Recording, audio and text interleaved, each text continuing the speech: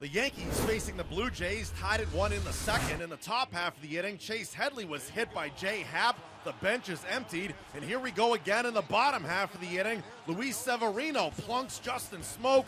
Lots of pushing and shoving. Joe Girardi had already been ejected. Two more Yankees coaches ejected along with Severino. We play on 3-2 Toronto in the ninth. Mark Teixeira ties it up. A solo homer off Jason Grilli. We're knotted at 3. Two batters later, the Yanks coming back. Aaron Hicks, a 2-run homer. New York takes a 5-3 lead. Bottom half of the ninth, the Jays don't go away. Now 7-5, bases loaded. Russell Martin, the tapper off Tommy Lane. Watch Lane lunge for home plate, able to tag it for the second out of the frame. Next batter up, Troy Tulowitzki, the fly ball.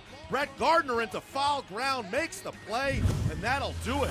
The Yankees win a wild one, 7-5, snapping a 4-game skid. The Yankees use 8 pitchers in the game. Brett Gardner with 3 hits and 3 runs scored. Up next, the Yanks welcome the Red Sox Tuesday, and the Blue Jays host the Orioles.